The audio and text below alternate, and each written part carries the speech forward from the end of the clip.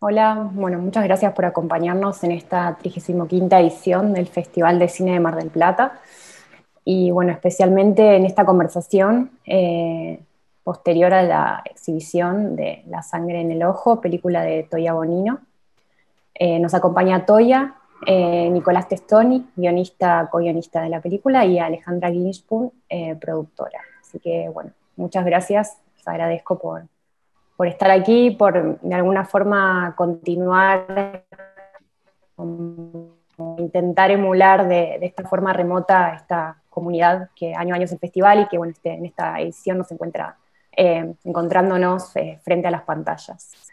Bueno, primero Toya, bueno, tal vez algunos espectadores del festival conozcan tu trabajo. La sangre en el ojo está íntimamente ligada también a un trabajo que venís haciendo en el barrio, en Don Orione, desde hace unos cuantos años ya.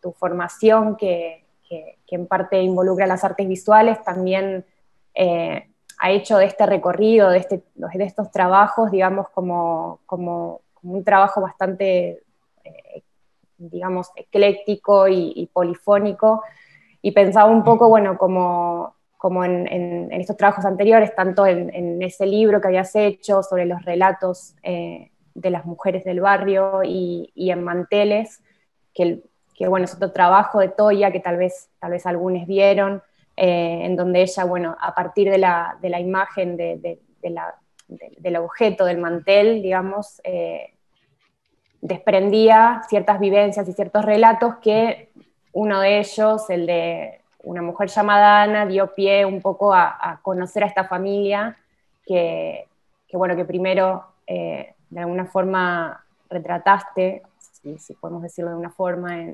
en Orione, tu primer película, tu primer largometraje, digamos, y que ahora, bueno, un poco de esa historia se continúa en La sangre en el ojo, por ser un poco como breve, digamos, en ese recorrido que hiciste, pero que llevó muchos años y que de alguna forma es lo que da cuenta por qué este trabajo tiene tal vez la cercanía y la profundidad bueno, que encontramos en la película. Bueno, tal vez una primera pregunta tiene que ver con eso, como pensar esta película como una continuidad que de alguna forma no había agotado Orione, qué más, digamos, qué quedaba, digamos, por fuera de ese relato que tenía cierta urgencia de ser continuado, de seguir, de continuar en otra película, ¿no? Como... Bueno, primero que nada, muchas gracias al festival por elegir la película, muchas gracias por este intento de acercamiento a pesar de todas las dificultades que la pandemia impone. Y nada, así que estamos muy contentos de formar parte de esto. Y en relación con lo que vos decís, a mi formación en las artes visuales y a mi aproximación y recorrido al barrio, con el barrio y con esta familia en particular, eh, sí, estoy totalmente de acuerdo. Me acuerdo que cuando empecé Orione, una de las cosas que más me preocupaba era la duración, porque tenía miedo de no llegar a los 65 minutos requeridos mínimos para que fuera considerado un largometraje, porque todo lo anterior que yo había hecho no superaba los 10 minutos. O sea que cuando Orione tomó esa forma fue como un logro, pero justo el último día que la grabé a Ana, haciendo la famosa torta de Orione, ese día a la noche Ana me llama para contarme que a su hijo mayor, Leo, le habían dado la libertad condicional. Entonces, no es que yo tuve que buscar mucho más, sino que la historia más o menos vino a mí. Yo fui a lo de Ana a hablar con Leo para contarle acerca de Orione, que él sabía algo porque una vez habíamos tenido una conversación telefónica cuando él estaba preso, pero que fue una cosa muy rara esa conversación, él no me conocía, yo tampoco, el preso, yo afuera diciéndole que quería hacer una película del hermano, fue como un diálogo un poco desencontrado, y cuando él salió yo estaba también muy ansiosa de conocerlo porque quería saber también esa versión desde el lugar de los hijos, digamos. Y, y nada, cuando Leo salió de prisión empezó a contarme él su versión y a mí me parecía súper interesante lo que él contaba, y así surgió la idea de esta segunda película, y que en el transcurso de hacerla empezaron a aparecer otras cosas, que es lo que suele pasar, ¿no? Pero digamos que en su origen tiene que ver con la salida de la cárcel de Leo y las cosas que él cuenta de sus vivencias en la cárcel y sus deseos a futuro. Sí, hay algo como también muy recurrente, digamos, en tu manera de retratar, que tiene que ver con esta idea un poco, pienso, como un poco de merodear el tema, digamos, no hay una lectura, digamos, no hay una posición, digamos, tan explícita en relación al tema, digamos, como en cómo escuchás a ellos y cómo los retratás.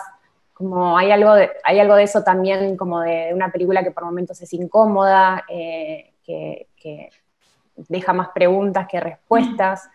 Y me interesaba un poco también eso, como conversar sobre bueno, como este pequeño contrato al momento, digamos, de empezar a acercarte a él y a retratarlo a él. Digamos, la película además también tiene algo que es un poco melliza del anterior, digamos, que es este procedimiento más casi psicoanalítico, ¿no? De escuchar, y que se construye un poco a partir de estos relatos. Hay algo también como de no exponer tanto los rostros, sino como más de dejarnos un poco llevar por esas imágenes mismas, que en esa precisión, digamos, es un gran narrador, digamos, Leo también, ¿no? Entonces, un poco, digamos, cómo fue, digamos, particularmente en La sangre del ojo, este acercamiento a él y esta forma de encontrar la película con él. Bueno, un poco me gusta lo que decís de esa escucha psicoanalítica, porque siento que tal vez no estudié tantos años psicología al divino botón, porque la verdad que me recibí y atendí un tiempito y después nunca más, pero bueno, creo que hay algo de eso que se filtra un poco en las películas, en dos sentidos, me parece. Por un lado, la presencia que tiene el relato, que a veces es el que estructura y organiza un poco la película, y por otro lado, en tener una escucha que no necesariamente juzga desde el ideal, supuestamente sería el objetivo, desde el ideal del analista, ¿no? Sino permitir que cada uno pueda desplegar sus sensaciones y sus vivencias sin una imagen moral tan clara, y creo que eso es por ahí lo que causa un poco de incomodidad, digamos, darle tanta validez a deseos que son afines con los que socialmente nos parecen los pertinentes, pero también darles el mismo lugar a los que no nos parecen tan pertinentes. Y coincido que es un relato que se va construyendo como desde diferentes fragmentos, y que también a veces eso puede ser un poco incómodo, ¿no? No necesariamente sabemos cuál es la voz certera en relación, sino que eso pone al espectador en una posición un poco incómoda de ver qué relatos le parece que son los más, no sé si adecuados, pero con los que él más coincide y cuáles no. Creo que algo de eso. Pero bueno, no sé, acá mis coequippers, que son además mis amigos del alma, tendrán sus posiciones al respecto. ¿Qué les parece? Yo definitivamente era lo que iba, cuando vos hablabas, Paula, iba como a aclarar también eso, que la mirada de Toya se plasma muy claramente sus miradas desde el psicoanálisis y su mirada desde las artes. Es como que creo que es una conjunción perfecta su cine de estos dos aspectos. Muy claro, ¿no? Y a la hora de poner la película frente a un espectador, creo que lo que termina sucediendo es un estado de incomodidad y de necesidad de tomar como espectador un lugar que bueno, que me parece que es un gran desafío eso, ¿no? Como no es una película cómoda y no es una película que fácil, es una película que te coloca en un lugar muy cuestionador. Y esto en realidad me parece que es una mirada de Toya en todos sus proyectos, y me pareció interesante esto de cómo va hilando siempre también como casi un pensamiento psicoanalítico, ¿no? Esto de ir hilando su primer película con la segunda, con nuevos proyectos, siempre parece una continuidad, como de, no se conforma con esto, pero tiene que, la repregunta, ¿no? Ir un paso más allá. Sí, a mí me da la impresión de que Toya es una curiosa muy tenaz, ¿no? Y que su apuesta estética tiene que ver con sostener una interrogación que en un punto se traslada al lugar del espectador y que, tal cual como vos lo demarcabas, Paola, te deja en un lugar incómodo, ¿no? ¿Dónde es que yo me posiciono ante esto que me impide juzgar y a través del juicio o el prejuicio sacarme de encima la cuestión, que es lo que habitualmente hacemos en la experiencia, digamos, del contacto con el relato de la delincuencia a través de los medios de comunicación, de los diarios? Eso se traduce a su vez al interior del grupo de trabajo en una gran discusión, ¿no? Porque este retrato del que hablabas vos, Paola, en realidad es una suerte de rompecabezas. Entonces creo que todavía nos convoca para que en el armado de ese rompecabezas entren más ojos y más manos, y para preguntarnos, bueno, esto hace sentido, no hace sentido, no hace demasiado sentido tal vez, no estamos concluyendo demasiado rápido. Esa es un poco la dinámica que habilita esa apuesta estética y me parece muy valiosa.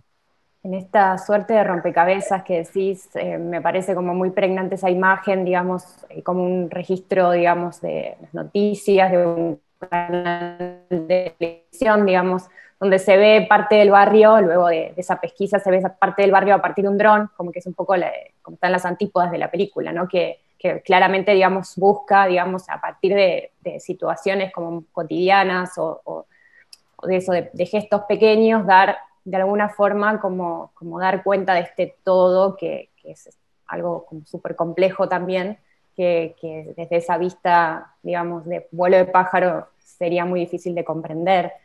Sobre eso también me interesaba conversar un poco con Toya y con Nicolás, que de alguna forma, bueno, cómo fueron un poco escribiendo esta película y fueron apropiando como esos materiales, porque de alguna manera muchas veces, digamos, el discurso que ya había impregnado, digamos, ese archivo, digamos, está tal vez, digamos, en el polo opuesto de un material familiar que da cuenta, digamos, de otra sensibilidad, no sé. Me parecía eso, cómo se va ibanando esta historia, cómo de alguna forma fueron armando como este rompecabezas que vos decís, a partir de ir vinculando como estos materiales, ¿no? Como un poco eso de la cocina. Y algo también que si quieren también aprovechar para comentar un poco, como que algo que me parece también muy notable de la película es que en ningún momento, digamos, Toya se esconde detrás de un relato, digamos, como si quisiéramos pensarlo neutral, ¿no?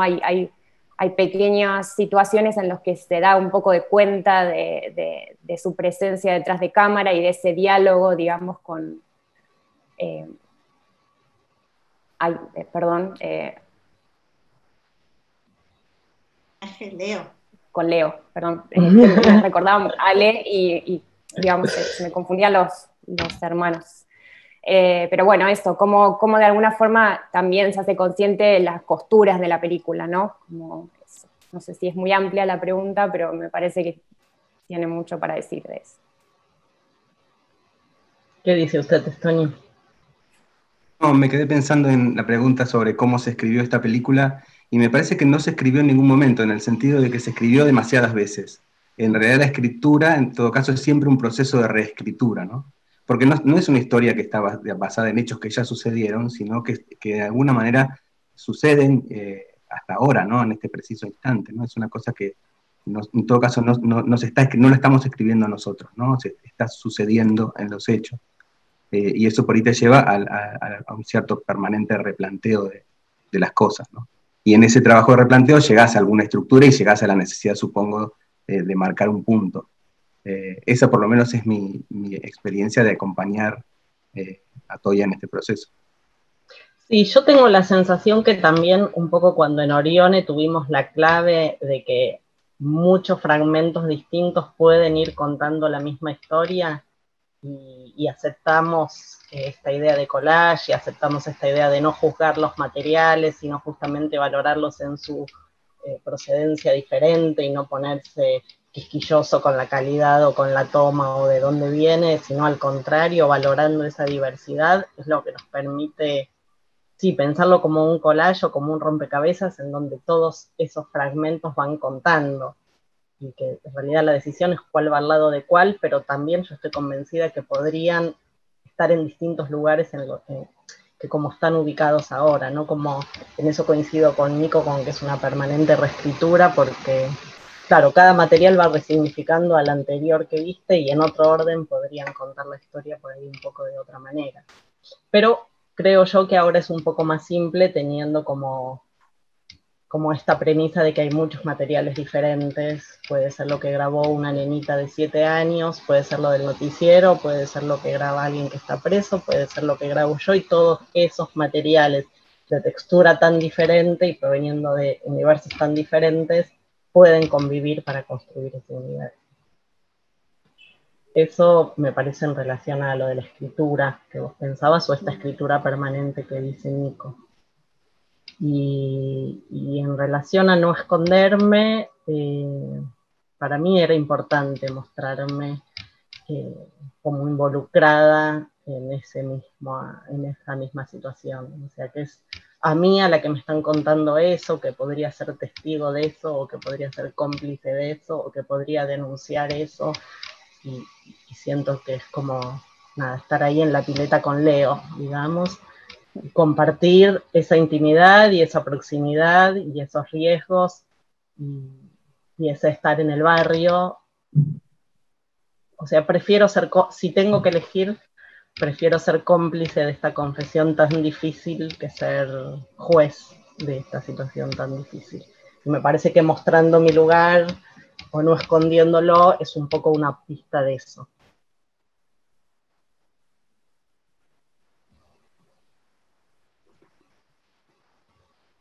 Sí, de alguna manera creo que ahí hay como un canal, como un puente, ¿no? Ese puente de que siempre decimos de que los dos mundos, que tan cerca está tu barrio de Don Orione y que sin embargo son dos planetas diferentes. Y en ese diálogo entre Leo y Toya, de repente es casi como que hay dos lenguajes, ¿no? Distintos que conviven, chocan, se unen, tratan de entenderse, no sé, me parece casi como metafórico de esos dos mundos también ese encuentro, en esos diálogos tan chiquititos, no sé. Y también, digo, pensando mi lugar en Orione, pensando mi lugar en La sangre en el ojo, y pensando en la tercera parte de la trilogía, que espero que alguna vez suceda, que pienso que se va a llamar La piba de oro, me parece que esa posición mía es algo que va cambiando en las 3 películas, ganando cada vez más lugar mi posición ahí, digamos, mi personaje ahí en esas historias. Digamos, si bien las 3 historias van a retratar aspectos de la misma familia y son en el mismo barrio, cada una tiene sus particularidades porque son materiales distintos y el eje son personas distintas, pero sí hay una progresión en mi lugar dentro de las películas y me parece que es un camino que se fue dando, digamos, que no es que estuvo previamente definido y no sé, yo me siento cómoda con ese lugar.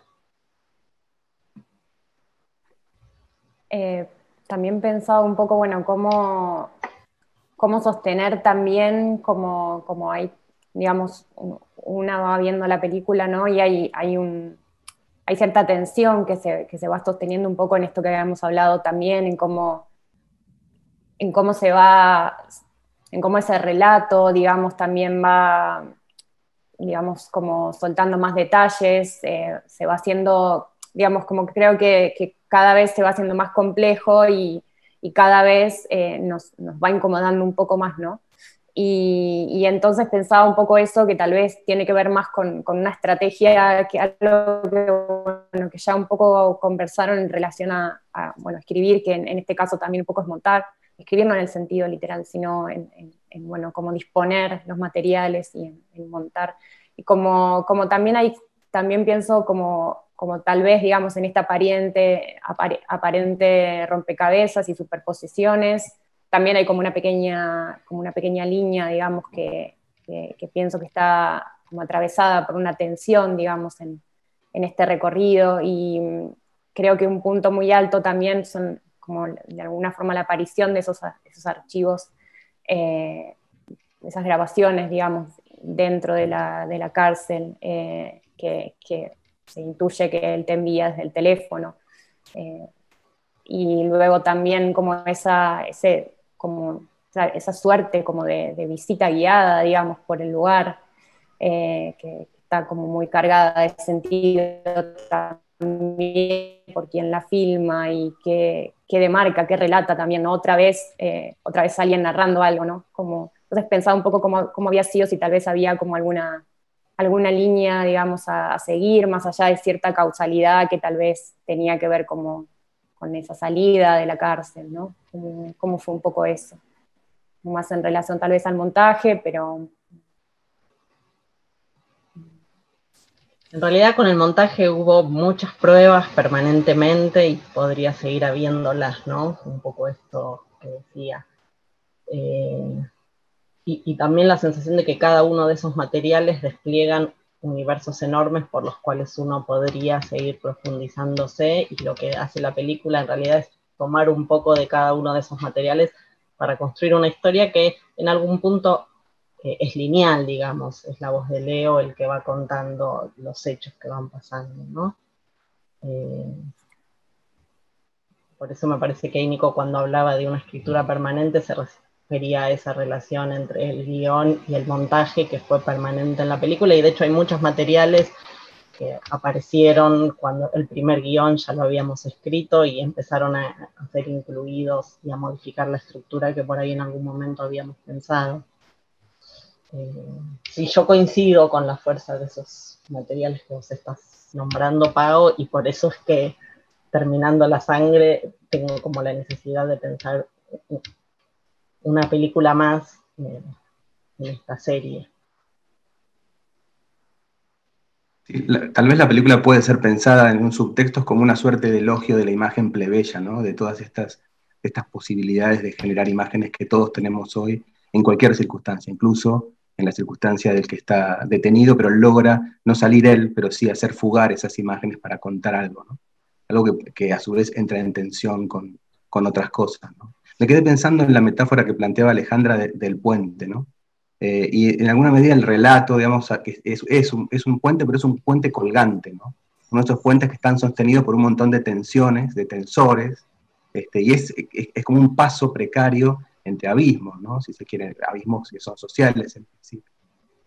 Creo que eso es lo que la película intenta a través de esta idea de confrontar imágenes y plantear un relato que está todo el tiempo como asediado a su vez, ¿no? Es la voz de Leo, es su relato, es su historia, pero también entran otros materiales que todo el tiempo están tensando, ¿no? Y sosteniéndonos en el aire también, ¿no? No sin saber si vamos a caer o no. A mí me da a veces la sensación como de lógicas de pensamiento, casi como, ¿no? Como lógicas de entender el mundo tan fuertes que es como que todo el tiempo está, como espectador, uno, no sé, me da la sensación como que uno trata de encajar en tu mundo y en tu lógica lo que está diciendo Leo. Y tratás de meterlo, pero la película no te deja meterlo.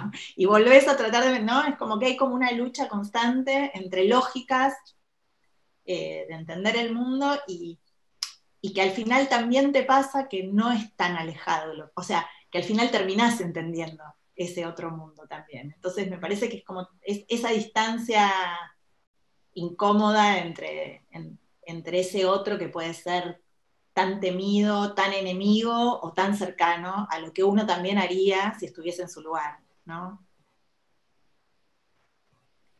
Sí, como este trabajo, como este ejercicio como de distancias, la película por momentos es confidente, por momentos genera, digamos, hay cierta empatía, por momentos es más distante. También pensaba, digamos, como en como este trabajo que haces a partir de algunos objetos que de alguna forma como que desvían tal vez un poco el foco de atención, como digamos, acompañan la narración, pero, digamos, construyen un mundo aparte. Pienso también en esta situación hacia el final de la película, con esta reunión y la figura esta del toro, ¿no? Como un poco que tal vez son como, no sé, funcionan un poco como digresiones. También pensaba en la situación de la pileta, que de alguna forma tal vez no son esas imágenes tan urgentes, sino que vienen de imaginar, no sé, a partir de esos relatos otras imágenes, ¿no? No sé cómo fue también, cómo aparece, digamos, esa posibilidad de trabajar con estas pequeñas escenas que acompañan ese relato y a la vez proponen, digamos, como de alguna forma una fuga, tal vez. Sí, yo creo que responde un poco, ahí sí, a un extrañamiento en donde como una cosa más de observación, en donde esté, porque en este caso Leo o en Orione había sido Ana en su contexto habitual y cotidiano, como hay algo ahí que no me interesa, que en algunos lugares sí busco una imagen como más preciosista o más metafórica de otra cosa y que a veces no va tan lineal con el relato, aunque tienen puntos de contacto. La idea del toro, la verdad, me lo dio Leo. La primera vez que el primer cumpleaños que Leo salió de prisión, le dijo a la madre que quería alquilar un toro mecánico, y la mamá había averiguado y era carísimo, y Leo estaba a las puteadas diciendo cómo no me alquila el toro, y la verdad que la mamá lo esperó que él saliera de prisión, lo mantuvo durante un montón de años, le tenía un trabajo preparado, como la verdad que lo estaba esperando en un contexto que muchas personas que estuvieron presas quisieran llegar. Y Leo estaba así como re enojado porque quería el toro, y en algún punto me pareció eso como un pedido como de un nene, ¿no? Que para el cumpleaños quiere que le alquilen un pelotero o quiere que le regalen tal cosa. Y me pareció como un pedido muy infantil y un reproche muy marcado a su mamá, que lo estaba esperando con un montón de preparativos, y me pareció que era una idea buenísima, que Leo estuviera en el toro y tuviera el toro aunque no fuera el día del cumpleaños, y que eso estaba bueno para registrarlo. Y después siempre en el registro de esa situación, yo creo que hay un registro bastante particular, como de unos planos muy cerrados donde le vemos la cabeza o donde vemos el colchón inflable, y ahí se crea como un extrañamiento con eso. Y en relación a la pileta, Ana tiene una pileta en la casa, y Leo también se quejaba de que él quería estar tirado en la pileta y que la madre todo el tiempo lo quería hacer trabajar, que cortara el pasto, que arreglara esto, que hiciera lo otro, y él lo que quería era esa placidez que se ve en la película. Y entonces ese contraste y esa como reflexión interior que tiene Leo por muchos momentos, y de un mundo tan hostil como es la cárcel y tan violento como son muchas de las experiencias que tuvo y que seguramente iba a hacer, porque no es que él estaba al margen de ese circuito, me parecía que funcionaba, como son casi lo contrario, ¿no? Esas imágenes lo que uno podría desear. Sin embargo, a Leo lo encierran, Leo está ahí encerrado, maquinando todas las cosas que va a hacer. Siempre para mí son una apuesta un poco peligrosa. También en Orión era la duda de si tanto tiempo la madre haciendo la torta podían ser las imágenes para todo ese relato. Y acá también, ¿no? ¿Cuántos a esas imágenes? Pero bueno, como dijo Nico, yo soy cabeza dura e insisto, y me siento cómoda con esas imágenes que no son la observación de la vida cotidiana, o sea, son como otras imágenes con otra estética, que yo creo que acompañan de alguna manera esas narraciones. Sí, un poco la pregunta de cuáles son las imágenes de ese relato, ¿no? Como también, digamos, la película, digamos, también creo que merodea en ese sentido sobre esta historia y también sobre las formas de representación. Sí, y claramente está sustraído lo que uno podría querer ver de si lo mata o no lo mata, o si va preso, o cómo, o sea, no está ese relato, siempre está eludido en realidad el relato, ¿no? Una cosa es lo que vemos, una cosa es lo que Leo nos cuenta, y ahí hay que hacer una síntesis que pero que cada uno lo haga de la mejor manera posible, no sé. Sí, de alguna forma también el final, digamos, deja latente ese deseo, como esa sed, ¿no? Como, y bueno, y habilita, ¿no? Como a pensar, bueno, cómo continúa un Sí, poco que si esto, uno ¿no? lo mira desde la imagen, es como se cae el toro. En la imagen no pasa más que eso. Lo que pasa es que esa caída tiene un peso en ese relato muy diferente. Está bueno esto que decís de la sed, porque en un momento, ¿te acordás, Ale? Habíamos pensado algo así para el título, como con la sed de venganza, o con esta cosa de necesitar algo más, aunque ese algo más sea más de lo mismo en algún punto. Bueno, Toya, Nico, Ale, muchas gracias por acompañarnos.